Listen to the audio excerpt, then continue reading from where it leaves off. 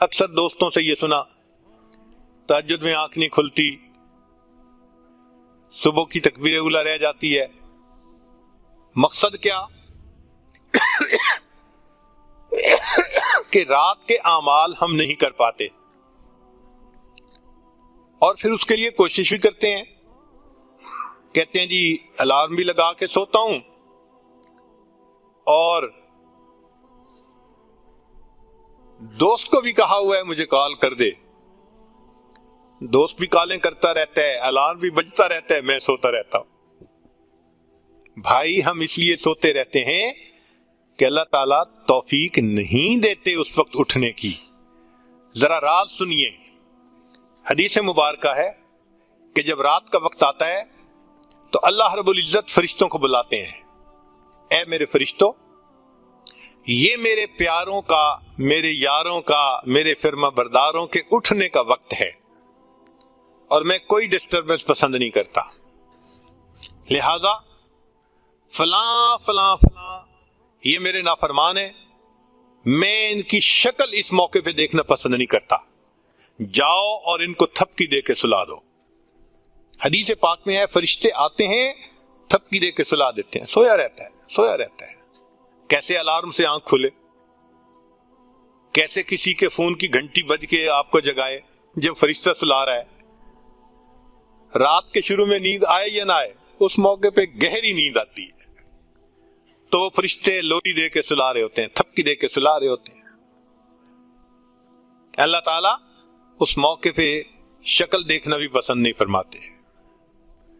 پھر فرماتے ہیں کہ اچھا فلاں فلاں فلاں یہ میرے نیک بندے ہیں، ان کو جگا دو تاکہ یہ اٹھ کر عبادت کریں، دامن پھیلائیں اور میں پروردگار ان کے دامن کو بھر دوں.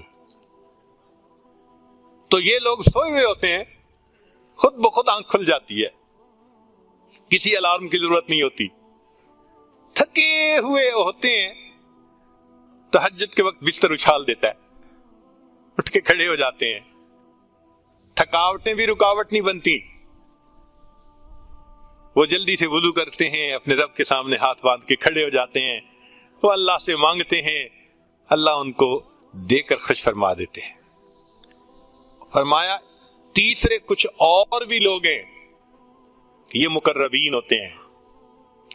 اللہ تعالیٰ فرشتوں کو فرماتے ہیں کہ تم جاؤ اور یہ سوئے ہوئے ہیں ان کی صرف کروٹ بدل دو، یہ چاہیں گے تو اٹھ کے نماز پڑھیں گے تہجد کی اور چاہیں گے تو لیٹے رہیں گے. میں پروردگار ان کی عبادت سے بھی راضی ہوں، ان کے لیٹنے سونے سے بھی راضی ہوں. یہ وہ لوگ ہوتے ہیں جن کا سونا بھی عبادت بن جاتا ہے، یہ مقربین ہوتے ہیں. تو حدیث پاک میں یہ 3 طرح کے لوگ بتائے گئے. اب اگر ہمارا شمار ان میں ہے جو اٹھ نہیں پاتے تو یہ نہیں کہ ہم اٹھتے نہیں، ہمیں اٹھنے نہیں دیا جاتا، تو ہمیں اللہ سے معافیاں مانگنی پڑیں گی کہ وہ راضی ہو جائے اور ہمارے لیے تہجد کا اٹھنا آسان فرما دے.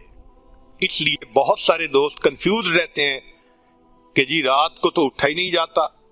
اس کا آسان اصول کہ جو شخص دن کے اعمال کو سنوار لیتا ہے اللہ تعالیٰ اس کے رات کے اعمال کو سنوار دیتے ہیں. اگر دن میں بدنظری ہوگی تو کیسے رات کی توفیق ہوگی؟